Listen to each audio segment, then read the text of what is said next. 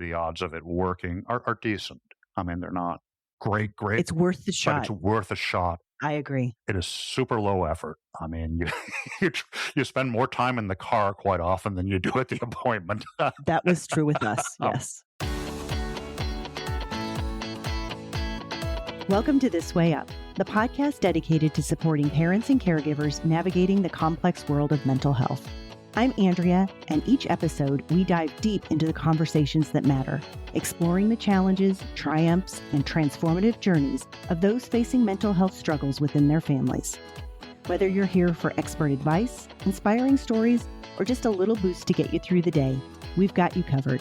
So grab a cup of coffee, kick back, and join us as we find the bright spots in the mental health journey, because we're all climbing our way up together. Welcome back. It's Andrea, and thank you so much for joining us today. Today, we are joined with Tag Frothingham, who shares an incredible story of resilience and hope. Tag, as a young child, was diagnosed with severe depression and lived with it the majority of his life until he got cancer twice and was recommended a new treatment called transcranial magnetic stimulation, or TMS. Tag shares with us very openly what it's like to live with severe depression, how it affects his daily life, how it affects his social life. And then he also shares with us how TMS changed his life for the better and really gave him hope and joy and purpose for the future. I hope you enjoy this episode as much as I enjoyed speaking with Tag. If you did, please subscribe and share this with anyone that you think this might help. Thank you. Tag is got a unique perspective on life and mental health, and I cannot wait for you to share it with our audience. Tag, why don't you just share a little bit about, just summarize your life for just a bit, and then we'll get knee deep into kind of what has changed your life significantly. That sounds like a great idea. I'll keep this brief. So, as a young teenager, I was diagnosed with pretty severe depression, and I'd been fighting it for many, many years. I had learned to live a relatively normal life, went through school, held down jobs, and tried many different things, including medications, that helped to certain degrees or other. About 10 years ago, I was diagnosed with cancer for the first time and went through a fairly detailed and traumatic experience with that, as a lot of cancer patients do in their journey there. And part of that is when I came out of it, I was just hit a new low. And I was dealing with some psychiatrists who specialized with dealing with cancer patients.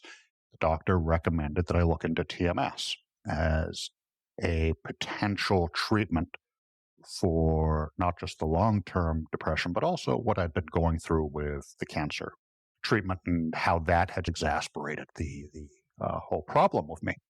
I was up for it. I'm always willing to try something new potentially if it could be helpful for me, especially after coming off of cancer treatment. It didn't seem so bad.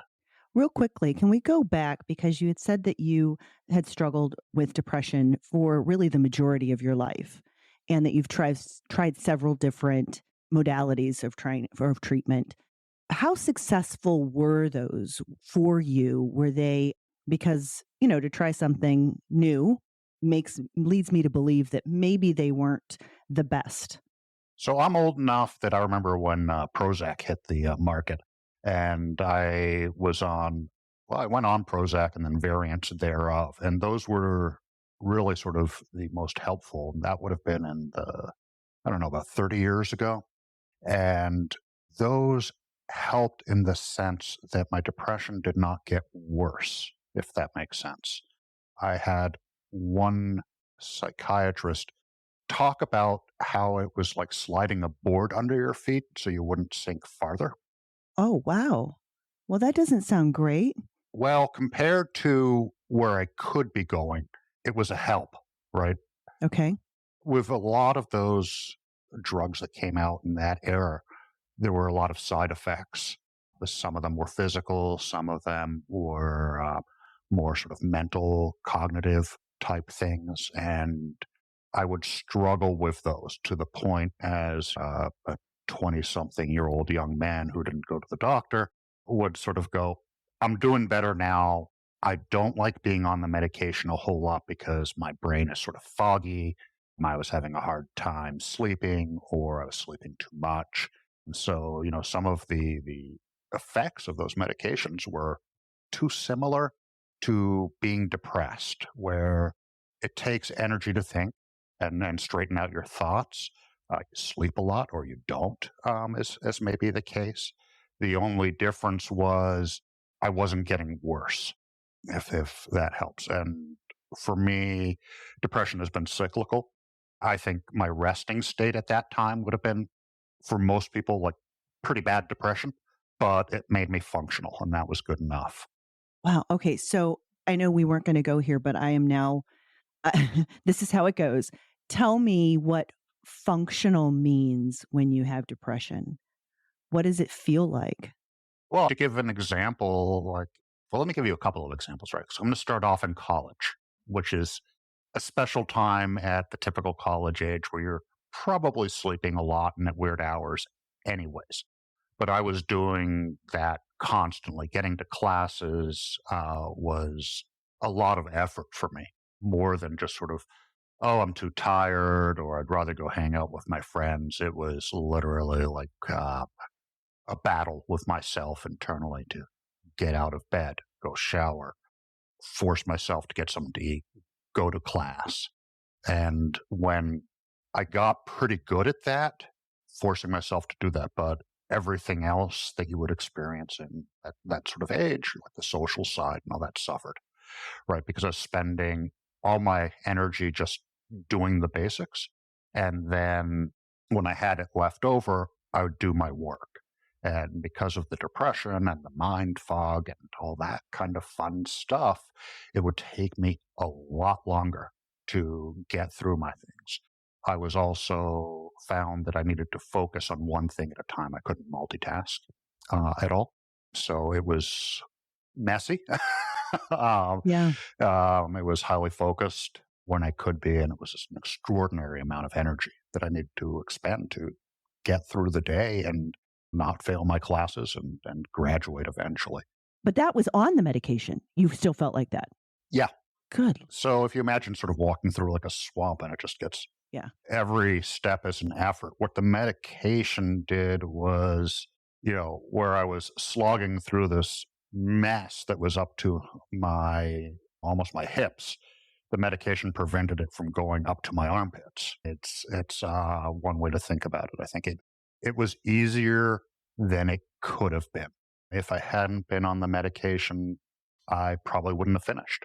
I wouldn't have been able to complete my classes or get through all that. So that's the difference. I think there's a misunderstanding that it's a silver bullet and you're sort of clear of depression. You're not. It's just helping you function, get through the basic stuff that you need to get through.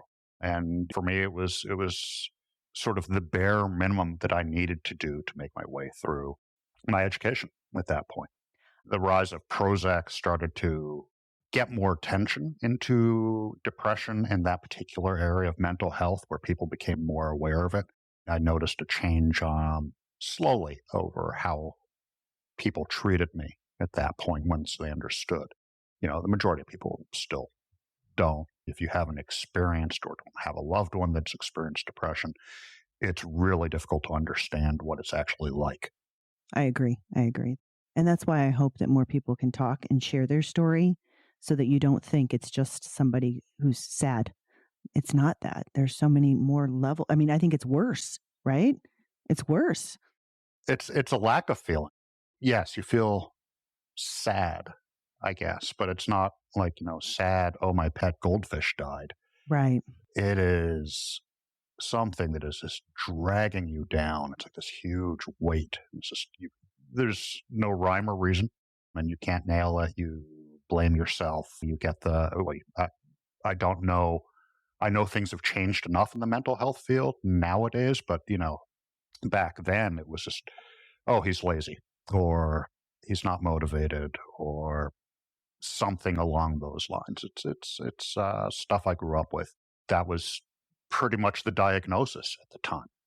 Well, and Tag, I think that while some of it has changed, I still think there is this, sadly, this perception, unless you are aware that the person is struggling with something, there is this initial perception that that person, it's a character flaw because one, people still don't want to just share what's going on, right? And so Hmm. they're looking at it as a character flaw instead of really an internal battle with an illness that is creating these feelings and these challenges. Yes. But okay, the nice thing is, the beautiful thing is, so you found a woman and got married, so there must have been some relief, and you have 2 children. So you're raising a family now with still a depression that really isn't really solved, or you just still have that board under your feet. Yeah, very much so. As I said, it's cyclical for me. Okay. So when I met my wife, and I actually had a few years where I was on a minor dose of medication, and it was great. Things were going well for me. I had taken on a job that I had no background in and was self-taught, and a small but really strong group of friends that understood me, and my wife got me even before we got married.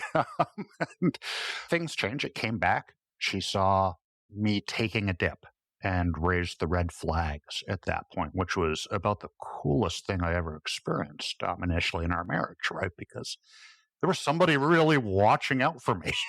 And it was like, whoa. Um, Oh my. Okay, that brings tears to my eyes. That is one of the sweetest things I've ever heard because to be seen and to be accepted. Right. I'm not saying like, hey, this marriage was easy and it was great. No. It was a difficult time and we've gone through difficult times since then. That was a moment of like, wow, this is amazing. And it's about the time where I started seeing therapists on a much more regular and structured basis. I understood from my experiences previous to that I needed to find the right therapist. So it took a few years for me to actually find somebody that I connected with and whose methods and approach clicked with me. Sure. It's a very personal relationship, isn't it? Incredibly. Yeah. And she's taught me a lot.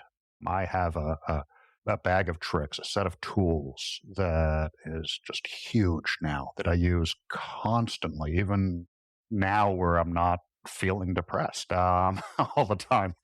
Um, that have just been like self care, sort of mental health tricks that keep me going. Have kept me going through some really rough stuff.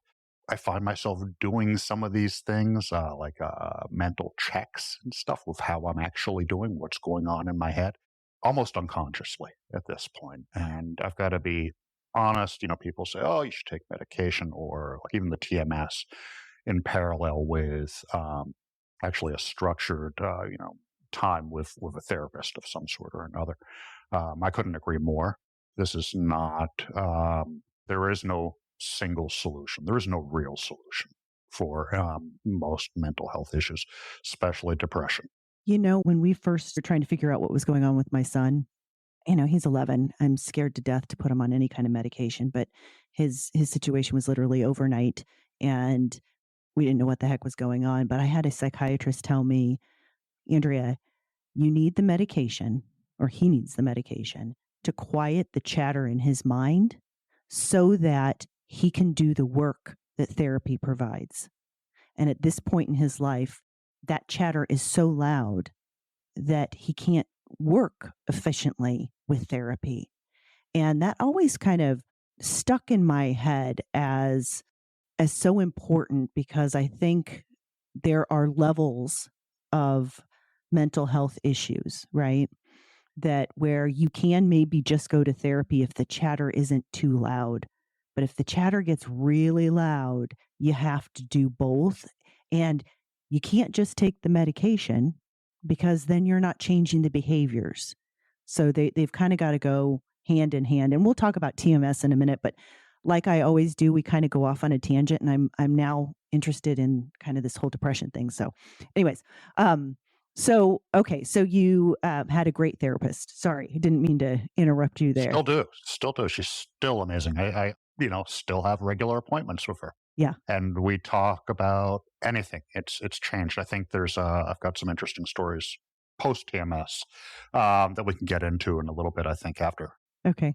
Yeah, I would love that. So okay, so you got this marriage, and Gwen, who was a guest before, is a very special woman, and I was so impressed with the way that your family operated, because your children also have some mental health struggles. Is that correct?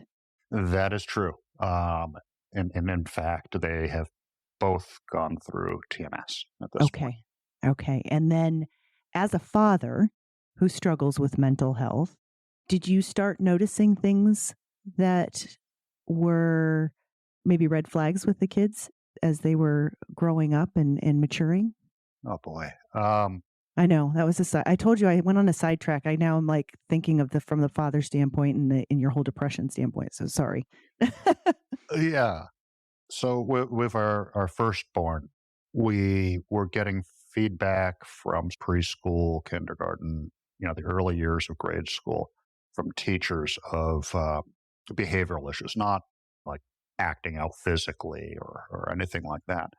And I've got to say, even with my personal experience, and if you go back far enough, I actually worked in the mental health field. I did not see those things. I had my dad blinders on, right? Nothing's wrong with my kid. What are you talking about? Yeah. Well, and as a parent, you don't know anything anyways, right? I No, mean, it's you're all like, new. yeah, you're like, oh, this must be normal kid behavior. I mean, how do you know? Right, and we didn't see it to the Yeah. degree that the teachers were seeing it. Quite honestly, and home was a safe space, so it was an easier place for them to be at that time, and they were more comfortable there. So there wasn't as much acting out. They seemed like your average young kid, pretty much happy playing, a little goofy, nothing terribly abnormal. So it was very easy to ignore that feedback initially. We heard it enough that we sort of kind of had to look into it deeper. And we did a bunch of testing and many psychiatric and psychology groups and so forth with that. And indeed, the teachers were correct. And, that was for me, I was going to say initially, but realistically, even now, there's moments where I'm just heartbroken. They, have these things like depression, anxiety, which is not something that I have a large amount of, but very, very serious forms of social anxiety. And all that was hard to take in. It hurt a lot. Well, because at least from the depression side, what it feels like. Those parents like myself who don't, we can't relate to what the child's going through. So it's scary and we're sad for them, but we have no real basis of understanding the true suffering that they're going through. I would say that's even the same for somebody like me. Yeah. Okay. The perspective that I have is that I understand that how my brain works and why I'm depressed are at some level unique to me. And perhaps I had the perspective of understanding that it was unique to each of my kids as well, what they were experiencing, what they were feeling, what was going on in their head was going to be different from what my experiences have been. Okay.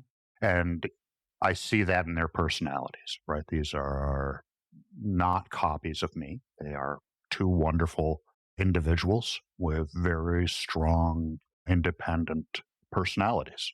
So they're experiencing something different than I ever have while trying to get through this. And as parents, what we try to do is support them as best we can, look for the opportunities. I think you went through this with Gwen actually, and try the different approaches. So we're being as supportive as we can be with the information that we have.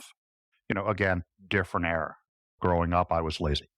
Uh, I'm hoping that with my kids growing up, it was like, okay, they are fighting these mental health issues, and this is why this is where their energy is going. This is what they need to focus on, as opposed to, oh, they're lazy. Well, I mean, you're coming from a perspective of knowledge, first of all, right? You have much more knowledge and you have a lot more empathy, right? The empathy piece I think is huge. And their environment is so much more loving than probably you've come from. Not that your family wasn't loving, but even the people surrounding them are they've got an advocate in their parents who know things. We're allowed to talk about it a little bit more than when you were a child. So, they're coming from a place of a little bit better understanding. Right, and this is where things have changed, and societal changes, where we're more accepting of these diagnoses. We're more aware of the various diagnoses. You look at how they can be broken down for various mental health issues much more succinctly than 30 years ago, 40 years ago, where it was a sort of you were tossed into one of a handful of buckets, Right. and now it's a lot more focused. There's a lot more understanding, and it's a little scary because the farther the researchers and everybody digs, the deeper it goes, the more it's. But it is a better place where you to support people with mental health issues. So this is kind of a good moment to switch, I think, to TMS because you were talking about researchers and being able to find different modalities of treatment. And that's how, after talking to Gwen and understanding your story, I really wanted to talk to you because you were introduced to something called transcranial magnetic stimulation, TMS, which is a newer procedure in the whole sense. I mean, it's been around for a while, but it's just kind of, at least here in California, it's just kind of hitting mainstream. I know that I am a huge proponent of this because my daughter was able to partake in it last year when she turned 18, and it was a game changer for her. Prior to that, she had been on probably 15, 16 different types of medications or cocktails of medications. She had done biofeedback. She had done just a whole slew of different things, and nothing ever worked for her. And she did TMS. And luckily, she was one of the 60 or 70% of the people that it worked for, and it changed her life. It literally changed her life. So I want to share what TMS is and how it works, and then get into like the details and like feels and that kind of such. I know. Nice of me. Yeah, yeah. Okay, so it's kind of funky in some ways. TMS is not electroshock therapy, as we were discussing earlier. It's not scary by any means.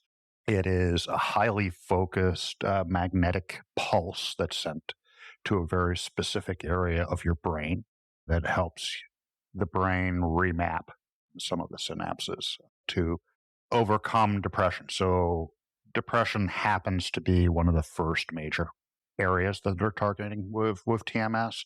They're starting to target more and more with like severe anxiety issues, is my understanding. And there's some cutting edge, newer pieces that they're looking at that cover a whole wealth of different areas that are really interesting.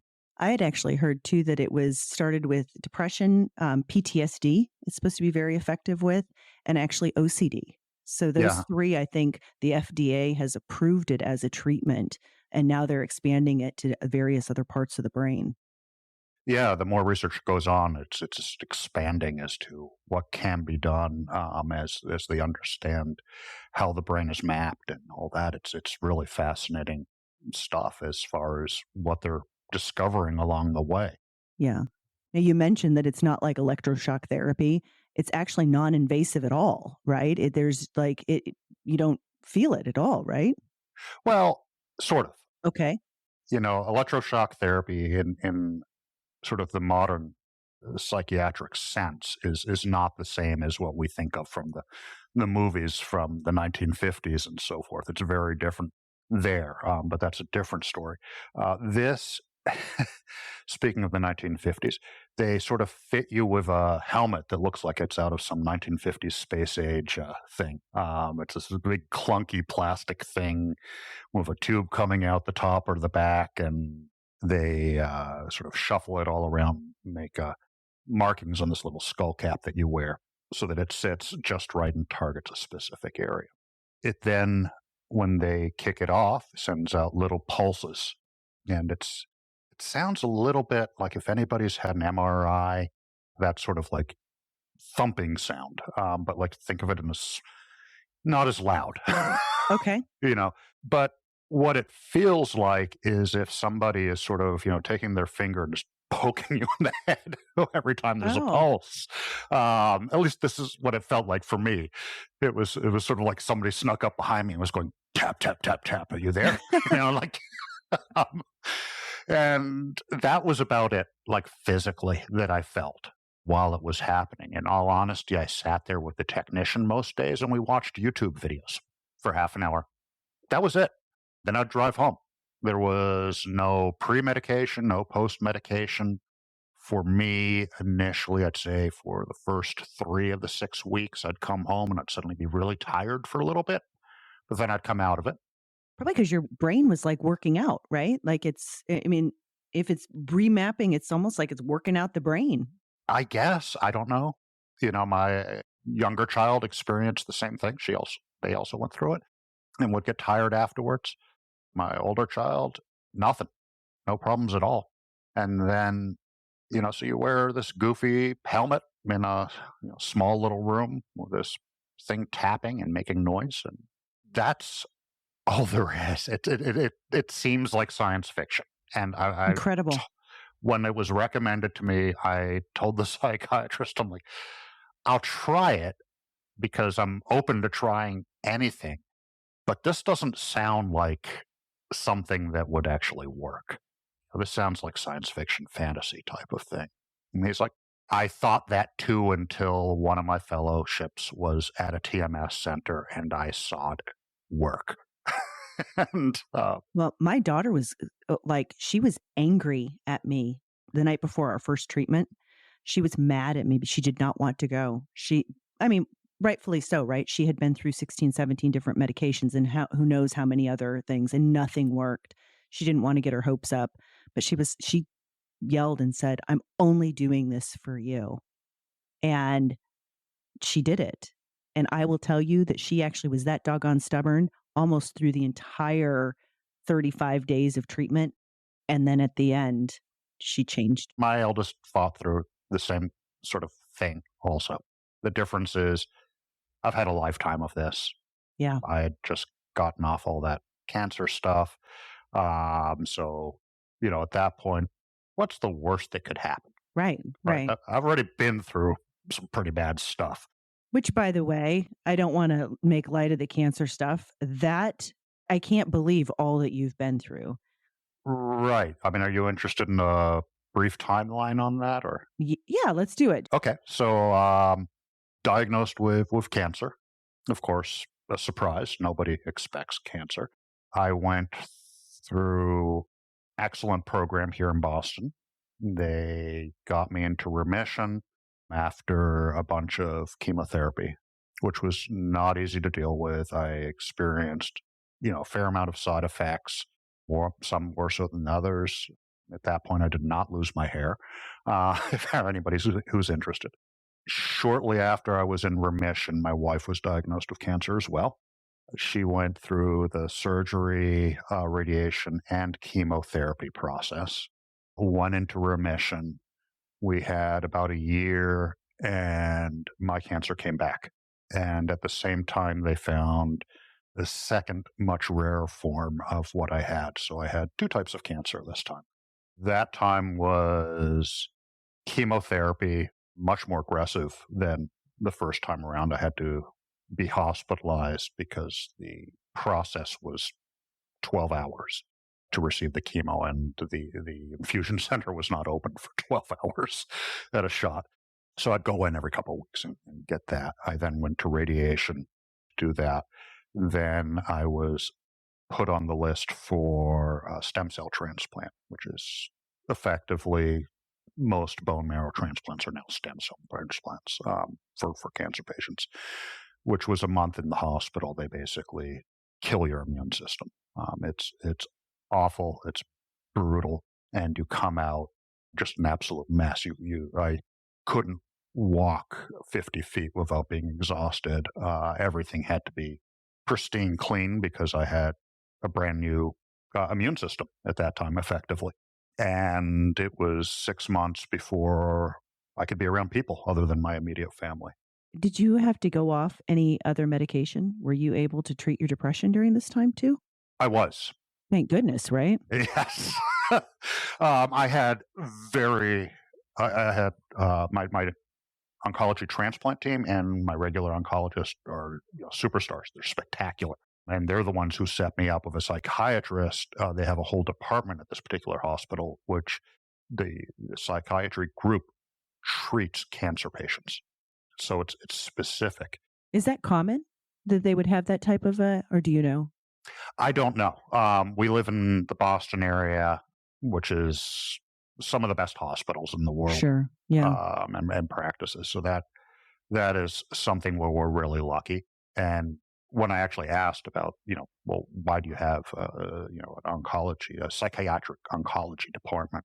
One of the psychiatrists was like, well, because most psychiatrists would just go, I don't know what to do. This is like too much. So they monitored my medications and how I was doing, and it's ultimately what led to the TMS was through that department and helping me get through this. And part of the cancer treatment isn't just all the awful things that happen to your body, but it messes with your mind. I mean, quite honestly, it's your own mortality and your family and all the other bits and pieces of your life are just turned upside down. It's an awful journey for not just the patient, but everybody around them who try to support or be there in some way or another. So they had gleamed obviously onto that the mental health piece was important, and they were very excited that I had a longstanding therapist already and was continuing to see them to work through some of that. That's sort of the genesis of where TMS came on the map. I was trying to get back to a normal life after I was allowed back in public. The irony being that when I was finally allowed into outside public spaces without a mask is when COVID hit. Are you sure you're not donned in like a red jumpsuit and a cape and coming out as Mr. Incredible? With all of this, you you are amazing. Holy cow. Yeah. So everybody complaining about masks, it was so easy. I'd been doing it, It was a shock. I tried going back to work part-time to give me something to do, realized my cognitive ability had just nosedived. I couldn't think through anything. I, was expected to solve complex problems, and I could barely solve basic problems. A lot of things had happened because when on the stem cell transplant with all the chemo and stuff leading up to it, I couldn't work, like literally. That sort of made everything spiral even more. So I was dealing with, all the questions of my mortality. What have I been doing in life? All these sort of existential things going on. Trying to get back into work, getting dinged at work because I couldn't, produce like I used to. And I just crashed, in all honesty. That was it. And I was in touch with my psychiatrist, and he's like, TMS, you need to look into this. So we made some adjustments to the medications I was on, nothing big.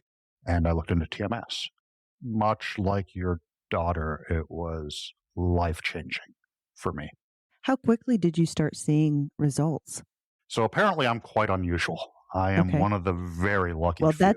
that's beyond even just the TMS piece. I am in a positive way for once. I am Yeah. unusual. So I started responding within about 2 weeks, less than Wow. 10 days. I mean, it was fast. Wow. So you felt it within 10 days. You felt a difference. Right. So I wasn't sleeping, for example, because of the stress of where I was mentally with my job, with my health, all the other things. I couldn't sleep. It was just too much going on in my head. I started sleeping through the night and waking up rested within the first 10 days was the first thing. Wow. So that was just mind boggling to me. I was skeptical and hopeful at the same time at that point. And then it got better. Like I could handle multiple things going on at the same time. I hadn't been able to do that since I was first diagnosed with cancer. And things started to sort of focus in my head a lot faster and a bit more clear. So I didn't have as much chaos going on in there. I was able to work through both internal and external, more difficult problems without sort of just collapsing inward. And, I could multitask for the first time in like 40 years, like properly. Wow. So for me, I am one of those very rare instances where it was just huge, huge changes and quickly. It's Wow. been a few years and I'm still going strong with it. Like I haven't needed to go back and get a tune up, as they say. Yeah, exactly. Which is not uncommon. And it's, in all honesty, even if I did, it's not a big deal because, as I said, you drive in, you sit down in this chair, wear a funky helmet for 30 minutes, and you go home. Yeah. So my daughter, she did it last year Hmm. and then not as quickly as you, but it was a game changer for her. And then she did need a tune up this year. And so she called and she drove down there. And for her, it was only 5 minutes. She literally drove 40 minutes, sat in the chair for 5 minutes, and then drove back home. And she's back to, it's just, it's amazing, amazing. But unfortunately, it doesn't work for everybody. No, it does not. It is one of those things, but we don't know, the researchers don't know, the clinicians don't know enough as to identify exactly why that happens and why it works for some people more than others. I don't know if it's that I'm older and I've experienced things and I'm better attuned to where my mind and body is than maybe a teenager, but it could just be how my brain's wired or was wired. But it worked for your children. So it was such a good thing for you. You decided to introduce your kids to it. Well, yes, with our eldest. That's what we did, and as I said earlier, very resistant to the whole thing and kind of holding it against us all the way to the end. Still doesn't admit that it did any good. Oh, really? Oh yeah, Those teenagers are so stubborn. but we noticed the changes, Yeah. right? And we still notice the changes. It's been over a year for that child. The younger one requested it because they had seen my changes and they had also noticed the changes in their older sibling. And they said, well, if I'm depressed and I've got a bit of anxiety, can I try it? Okay, yeah. The state just allowed younger, sort of mid teenagers, they're 16, to do it. So there we go. And it worked. The response for them was not as rapid as mine, but the depression wasn't as deep either. So goes that part. But there was anxiety wrapped up, as often is the case with depression and anxiety go hand in hand. The school year has started off, and it has been the best start to a school year we've had with this child. They are working hard, doing well, having a good time, looking forward to college and actually researching what they want to do in Oh college my and which gosh. colleges offer it. And I'm just sort of blown away by that. Yeah. Yes, it helped both of them, whether they accept it or Right. not. We certainly do.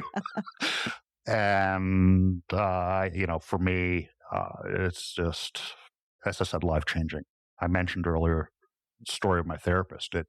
about 3 or 4 weeks into TMS, I sat down with my therapist and we discussed what we wanted to talk about that day, what was sort of on my mind. And okay, so you've been wonderful at helping me get out of crises, with my mental health and working this, coming out into a sort of normal or having the tools to work through a more normal life.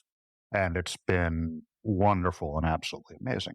My problem now is that I have the bandwidth, the interest, and the general energy that I can do a whole bunch of things at once. Like it's no longer like what am I capable of, like realistically for the next day, week, whatever. I suddenly have all these things and I don't know what to do with myself. it's like, it's like, There's too many choices. how do I handle this? Yeah. It's sort of like going to see the therapist for the flip side for me, right? Oh, that's It was fantastic.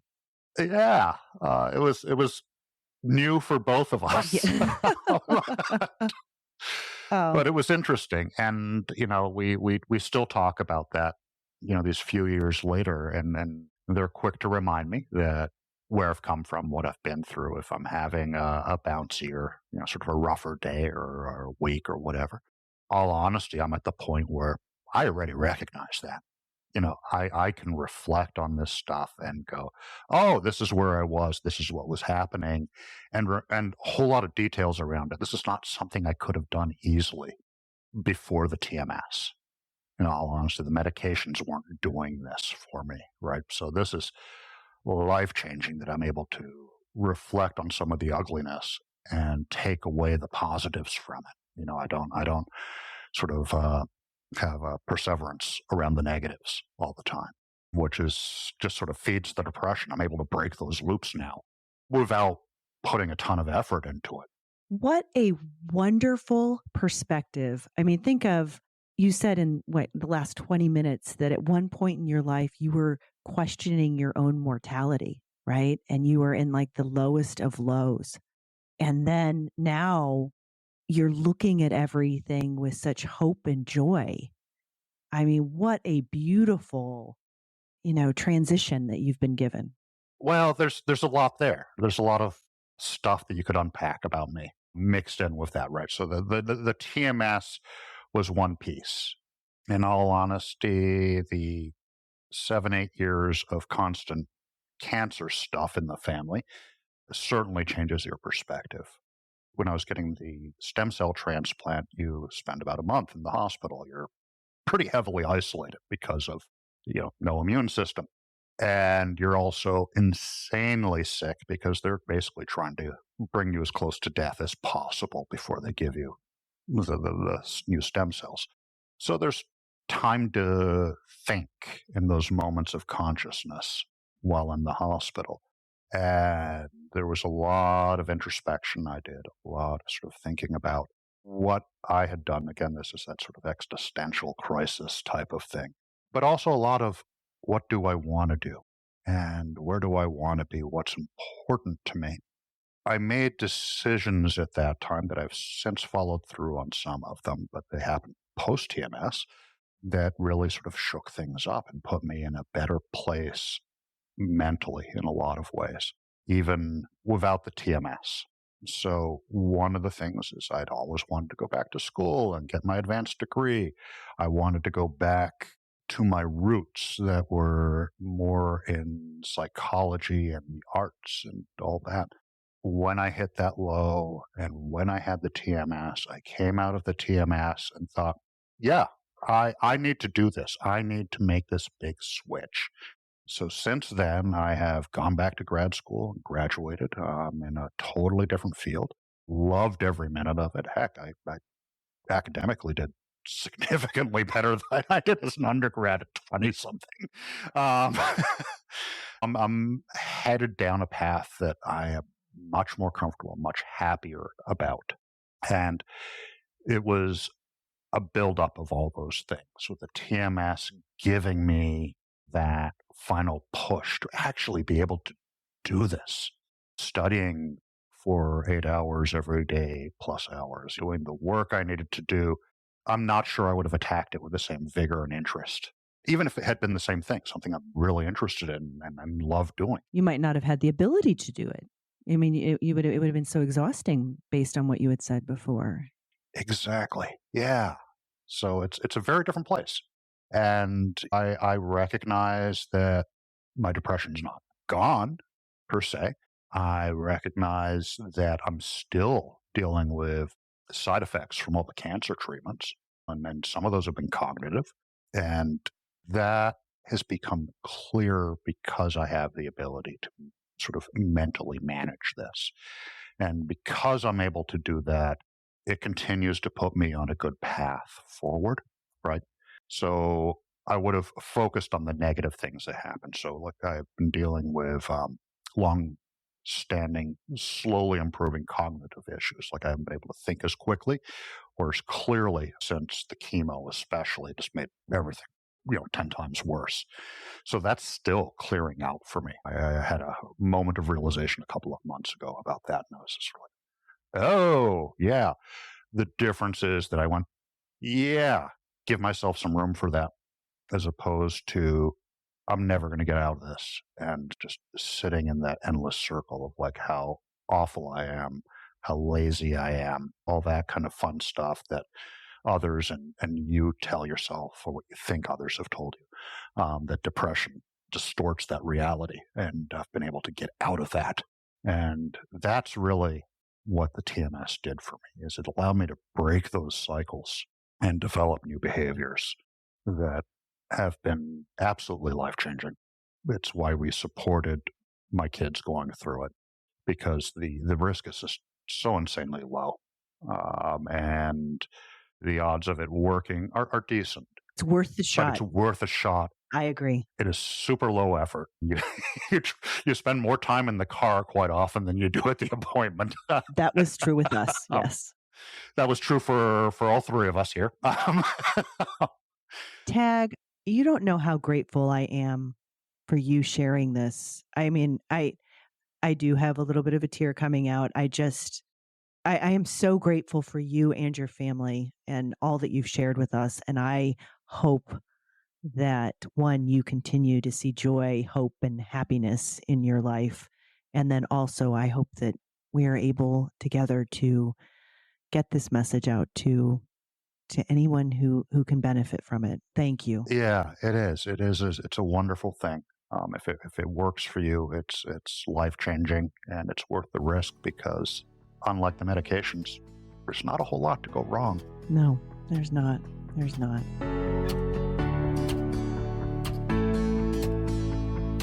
Thanks for tuning in to This Way Up. I hope you're feeling a little lighter, a little brighter, and ready to take on whatever comes next. Remember, the journey of mental health is all about progress, not perfection. So keep climbing. And don't forget to celebrate the small wins. If you enjoyed today's episode, be sure to subscribe, leave a review, and share it with someone who could use a little lift.